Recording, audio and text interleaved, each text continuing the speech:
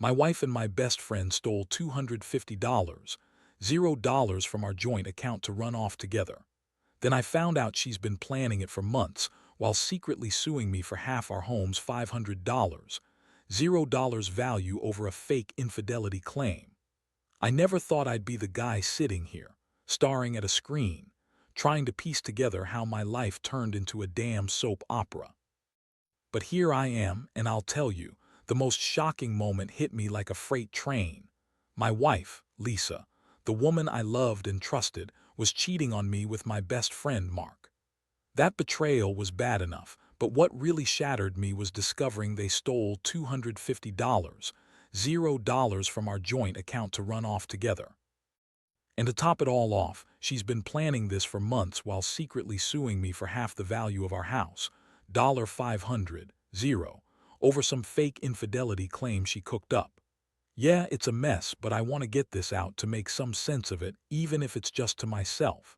Looking back, I guess I should have seen the signs. Lisa had always been good at hiding her true self, charming. Bitchy when she didn't get her way, but always convincing. She was the kind of woman who could lie through her teeth and make you doubt your own judgment.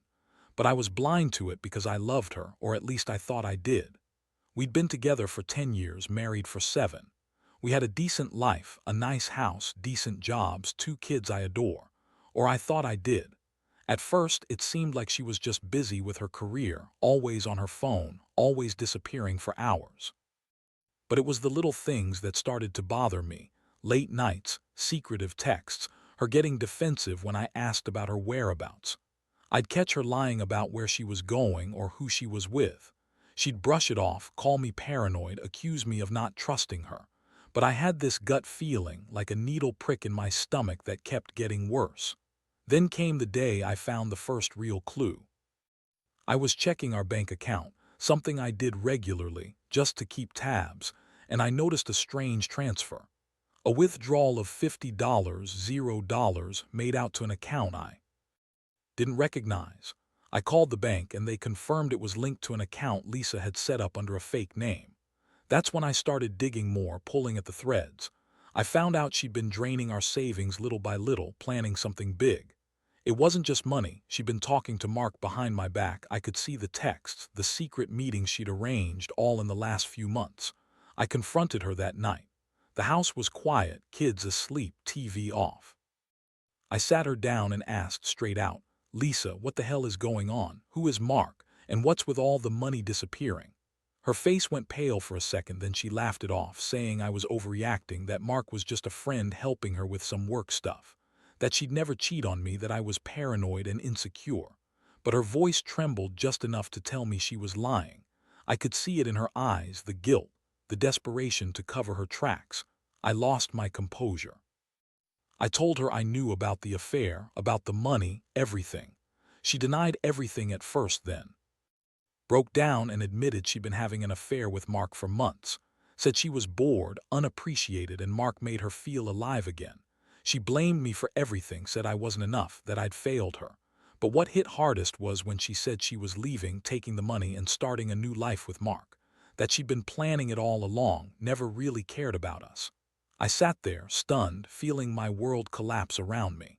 How could she do this? How could she betray me, lie to my face, steal from us, and then try to walk away like it was nothing? That night was a blur. I felt anger, betrayal, sadness, all at once.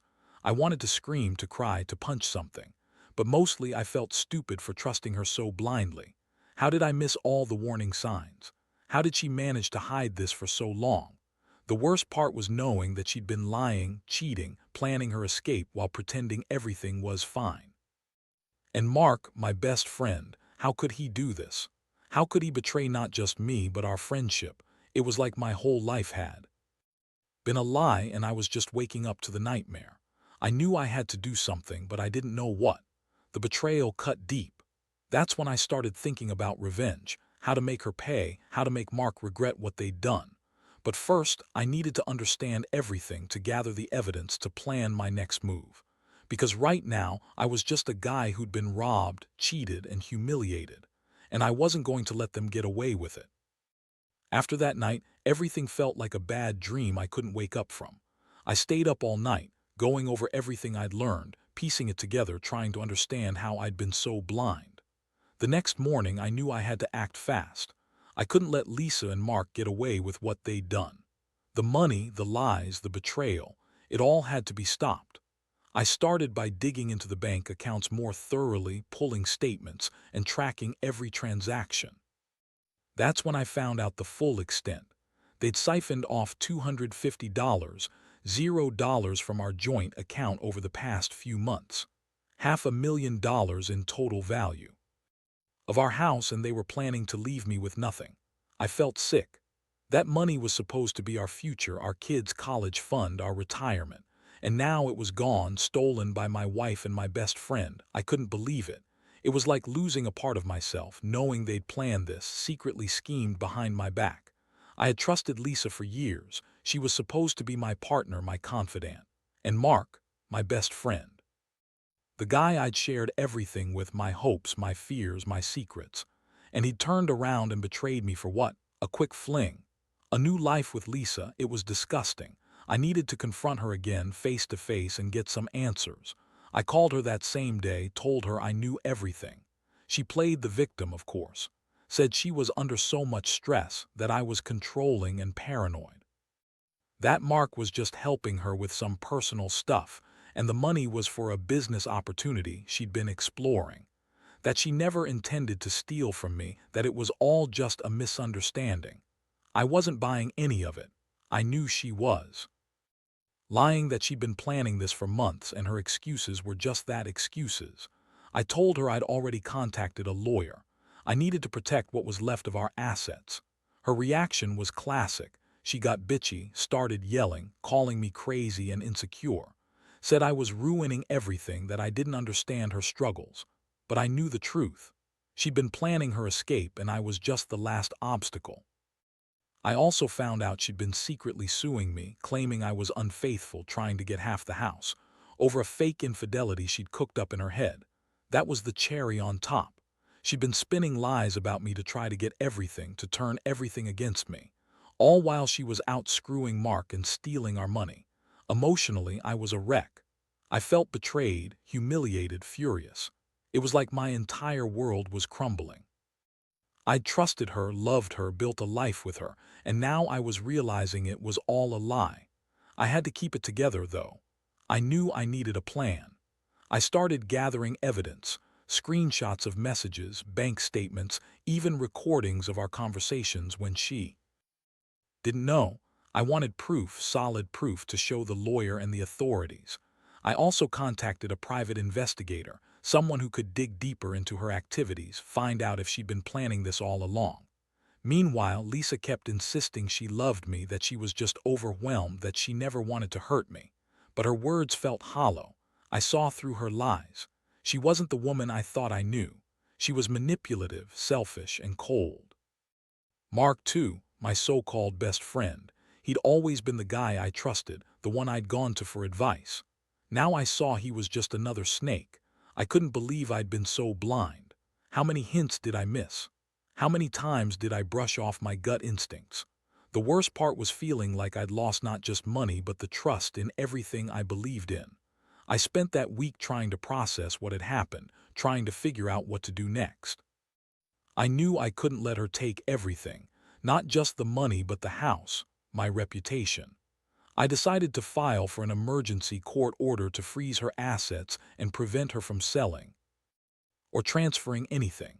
I also started working with the lawyer, preparing for a long fight. I knew she'd try to twist things, lie her way out of it, but I had the proof now: her texts, her financial records, her fake lawsuits. Throughout all this, I felt a roller coaster of emotions: anger, sadness, disbelief. I kept asking myself how I could have been so naive, so trusting. But at the same time, I knew I had to be strong. I had 2 kids to think about, a life to rebuild.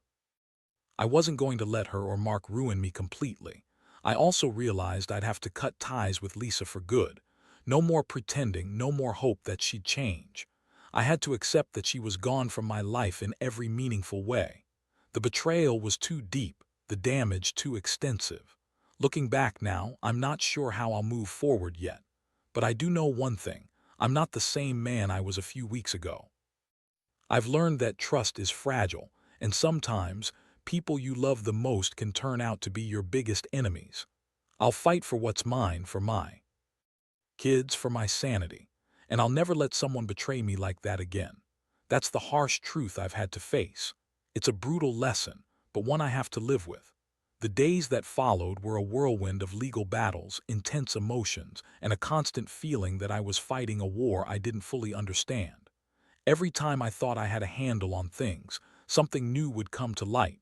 Another lie, another scam, another way she tried to manipulate the situation in her favor. Lisa was nothing like the woman I married. She'd become someone cold, calculating, and utterly ruthless. And Mark, I couldn't believe I'd ever called him my friend. The betrayal ran so deep I felt like I was drowning in a sea of lies and deception. I started to realize how much I'd missed, the subtle signs of her manipulation, the times I brushed off her bitchy comments, the moments I ignored my gut because I wanted everything to be perfect. I had been so blinded by love that I didn't see the warning signs. Now, with all the evidence piling up, I knew I had to act fast. I hired a lawyer and filed for a court injunction to freeze her assets and prevent her from selling our house or transferring money. I also contacted a private investigator, someone who could dig into her recent activities, her contacts, and any other hidden schemes she might have been planning. I needed to get ahead of her, to understand just how deep her plans went. Meanwhile, Lisa was doing her best to keep up appearances. She'd call me a paranoid fool, accuse me of trying to control her, and insist she still loved me. But her words sounded hollow, like they came from a script she'd learned by heart. I saw through her fake tears and her fake apologies. She was just trying to buy time, to spin her story so she could slip away with everything intact. She kept insisting that the money was for our future, that she was just trying to fix things, that Mark was nothing more than a friend helping her with some personal stuff. But I knew better. I'd seen the texts, the secret meetings, the late-night phone calls. I'd seen the way she looked at Mark with this hungry, almost desperate look, like he was her ticket out of this mess, her escape plan. I also started to piece together how she'd been planning this for months. She'd been secretly filing a lawsuit claiming I'd cheated on her, trying to get half the house in an infidelity settlement. She'd even hired a lawyer behind my back, all the while pretending everything was fine. That fake lawsuit was her way of trying to get me to give her what she wanted, our home, our money, by making me look bad in court. It was a sick manipulation, and it made me realize how much she'd been lying, scheming, and betraying me all along. She convinced herself she was the victim, that she was justified in her actions, but the truth was she was just a thief and a liar. The emotional toll was brutal. I felt like I'd been hit by a truck every single day. One moment I was furious, ready to burn everything to the ground. The next I was numb, staring at the ceiling, wondering how I'd ever trust anyone again. I kept asking myself what I'd done wrong, how I'd missed the signs, how I'd let her manipulate me for so long. But deep down, I knew I hadn't done anything wrong. She was just a master at hiding her true self. The woman I thought I knew was gone, replaced by someone cold and selfish who cared only about herself and her new life with Mark. Throughout this chaos, I also had to be the strong father for my kids. They didn't understand everything, but they sensed the tension, the anger, the sadness. I tried to shield them from the worst of it, but I knew they'd be affected. I promised myself I'd do whatever it took to protect them, to give them stability, even if it meant losing everything I thought was secure. I started to think about what I'd say to them when they asked questions, how to explain the chaos without poisoning their view of their mother. It was a delicate balance, and honestly, I wasn't sure I was doing it right. As the days went on, I found myself oscillating between hope and despair. Part of me wanted to believe Lisa would come to her senses, realize what she was throwing away, and come back. But another part knew better, that she'd already made her choice, and I was just a pawn in her game. I began to accept that I might lose everything: my marriage, my home, my friendship with Mark, even my sense of trust in people. But I also knew I had to stand tall, to fight for what's right, for my kids' future and for my dignity. I started making plans to move forward, to rebuild if I had to. I found a therapist to help me process all this, to keep my head clear. I also started to reach out to some friends I could trust, people who could give me honest advice and support. I realized I couldn't do this alone and I didn't want to. I had to find a way to pick up the pieces, no matter how shattered they seemed right now. I knew I'd be scarred, but I also knew I had to stay strong for myself and for my children. One thing I was certain of, I wasn't going to let her or Mark get away with destroying everything I built. I'd fight, even if it meant losing some battles along the way. Because at the end of the day, I still had my integrity, and I wouldn't let them take that from me. The legal process dragged on, and every day felt like a new episode of some twisted drama I couldn't escape. I was poring over documents, coordinating with my lawyer, and trying to stay one step ahead of Lisa's moves. She was relentless, sending me nasty texts, trying to gaslight me into thinking I was overreacting, claiming she was innocent and that I was just jealous or insecure. Mark, of course, was just as bad, always calling, texting, trying to spin his version of the story, pretending he was the victim. But I knew better. I had the evidence and I was determined to see this through. One of the worst moments was discovering that Lisa had actually hired a lawyer to sue me over the house, claiming I'd cheated on her, which was entirely false. She fabricated a whole story, probably with Mark's help, to get half of everything. She wanted to turn the tables, make me look like the guilty party so she could walk away with the house and the money. I couldn't believe how far she'd gone. It was like she was willing to destroy my reputation just to get what she wanted. I was furious, but I also knew I had to keep cool. I had to prove her lies false in court. Meanwhile, the money was the biggest issue. I'd found out she transferred nearly all of it to an offshore account, probably to hide it to make sure I couldn't access or trace it easily. I contacted financial experts, and they confirmed that she'd been funneling money out of our account in small amounts over a long period. It was a smart move on her part.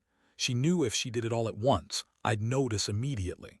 But she underestimated my determination. I had the right contacts, and I managed to freeze those offshore accounts temporarily, giving me some breathing room. Still, I knew it was only a matter of time before she found another way to hide everything or move it out entirely. What made everything worse was her constant denial and blame shifting. She'd tell me I was paranoid, that I was imagining things, that Mark and her were just friends. She'd say I was the one who ruined everything, that I was the one who didn't appreciate her. She even accused me of having an affair, trying to turn the tables again, as if that would somehow justify her actions. I felt like I was losing my mind. Her lies were so elaborate, so convincing, I sometimes wondered if I was just going crazy. But I had the proof: text messages, bank records, witness statements. I knew the truth and I was holding onto it like a lifeline. One night I decided I couldn't take it anymore. I sat down with my kids, explained that Mommy was going through some big problems, and that she loved us but needed some time to fix herself. I didn't want to scare them, but I knew they sensed the tension. My oldest, Emily, looked at me with big eyes and asked if Mommy was coming back. I told her I didn't know, but that what mattered was that we loved her and we'd get through this together. That moment hit me hard. I realized I had to be strong, not just for myself but for them. They deserved stability, even if their world was falling apart. I started to rebuild my support network, reaching out to friends and family I trusted. I found a few who didn't judge me, who understood how betrayed I felt. I also started journaling, just to get everything out of my head. I knew I had to keep myself sane amid all this chaos. Every day was a battle. Sometimes I'd wake up feeling hopeful, convinced I'd win, and other days I'd feel defeated, questioning if I'd ever get my life back. But I kept going. I knew I couldn't let her win, not like this. The hardest part was accepting that Lisa was gone, at least in the way I thought I knew her. The woman I married was gone, replaced by someone cold, manipulative, and willing to destroy everything we built. I'd been so blind to her true nature, and now I had to face the reality that our marriage was over, maybe forever. But I also realized I couldn't keep living in the past, obsessing over what went wrong. I had to look ahead, rebuild my life, and protect my kids from the fallout. I had no idea what the future held, but I knew I had to stay strong, keep fighting, and never let her or Mark take everything from me without a fight. I kept telling myself that justice would come somehow. I wasn't sure how yet, but I trusted that the truth would prevail. I'd make sure she paid for what she did, whether through the courts, the law, or some other way. Because no matter how much she lied or manipulated, I had the facts on my side. And in the end, that's all that mattered. I just had to hold on until then. The legal battle was taking every ounce of strength I had left. Every morning I woke up feeling like I was running uphill, fighting against a tide of lies, deceit, and betrayal. Lisa's lawyers were relentless, trying every trick in the book to drag out the case, to wear me down, to make me give up. She kept insisting she was the victim, that I was the one who'd cheated, that she was just trying to protect her future. But I had the proof, screenshots, bank statements, witness testimonies, that told a different story. Still, it was exhausting trying to keep my head above water. One day, I finally got a break. My lawyer managed to get a court hearing scheduled sooner than expected. We presented all the evidence: the fraudulent lawsuit claiming I was unfaithful, the bank records showing the massive withdrawals, the offshore accounts she'd set up, the secret texts with Mark. The judge listened carefully, and I could see the wheels turning. For the first time, I felt like I had a real shot at stopping her from taking everything. But I knew Lisa wouldn't go down without a fight. She'd probably try to spin things, to twist the truth to her advantage.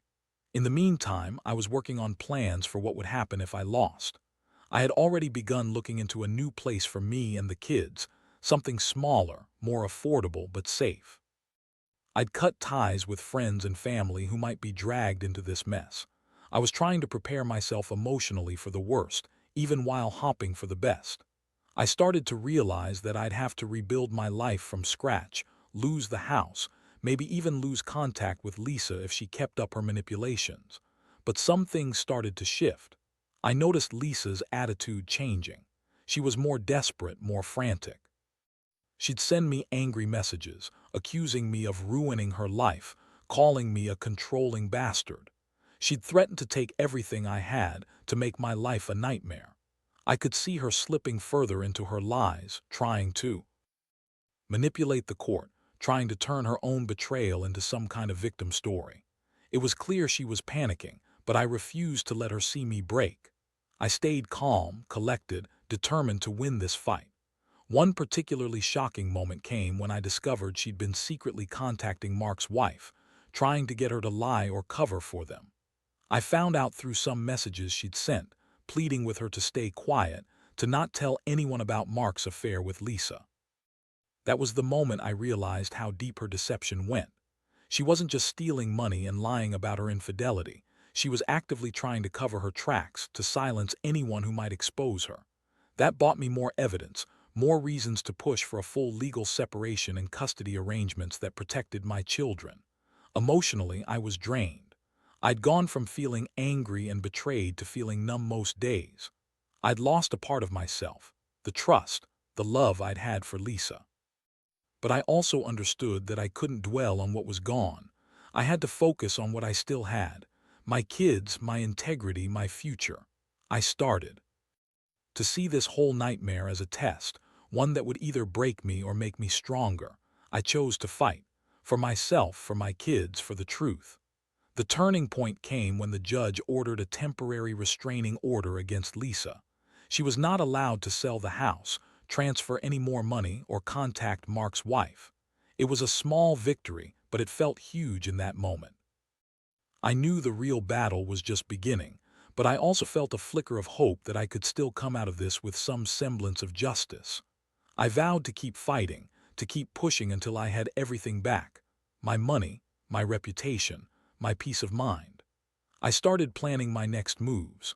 I'd hired a forensic accountant to track all the money she'd stolen, and I was preparing for a long court fight to get it back.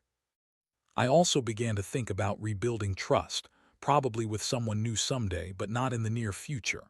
For now, I just needed to focus on surviving, on getting through each day without breaking down. The betrayal was so deep, so raw, that sometimes I wondered if I'd ever truly heal, but I knew I had to try, for my kids, for myself, and for the chance to rebuild what she and Mark almost destroyed. Looking back, I realize how much I underestimated people, how they can hide their true nature behind a mask. Lisa wasn't just a wife who cheated. She was a con artist, a thief, and a manipulator. Mark wasn't just a friend. He was a traitor. But even amidst all this chaos, I found a part of myself I'd buried long ago. The resilience to fight, to stand tall, to not let them ruin me completely. The road ahead is still uncertain, but I refuse to give up. I'll keep fighting until I get what's rightfully mine: justice, peace, and a fresh start. The court date finally arrived, and I remember sitting there, feeling like I was in someone else's nightmare. Lisa sat across from me, her face a mask of false innocence, while her lawyer tried to spin her latest lies.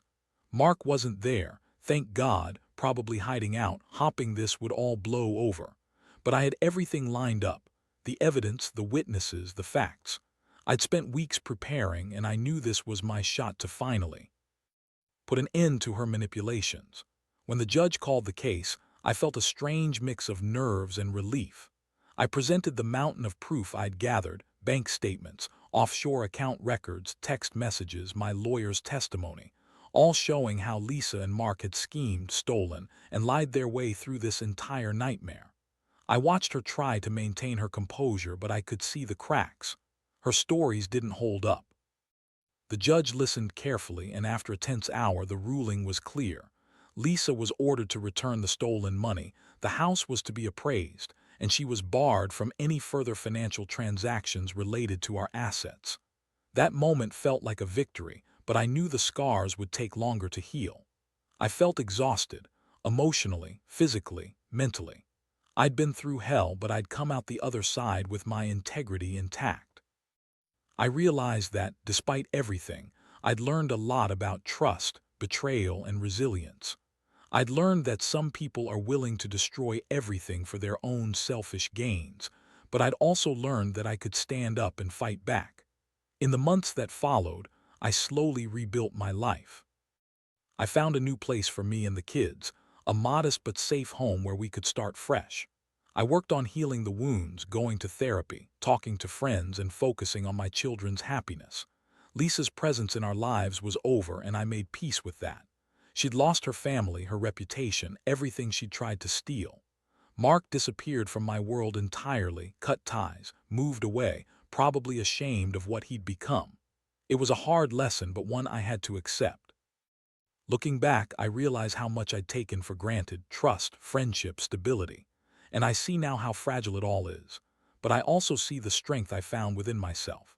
I learned that even when everything seems lost, you can find a way to stand up, to fight for what's right, and to rebuild from the ashes. I don't regret the pain or the struggle. It's made me stronger, more cautious, more aware. To anyone reading this who's going through something similar, trust your instincts. Don't ignore the signs, no matter how small they seem. Gather your evidence, protect yourself legally, and don't be afraid to fight for what's yours. The betrayal might feel overwhelming, but it doesn't have to define you. You can come out of it stronger, more resilient, and ready to start anew. Because in the end, justice isn't just about getting even, it's about reclaiming your life, your dignity, and your peace of mind. And that's exactly what I've done.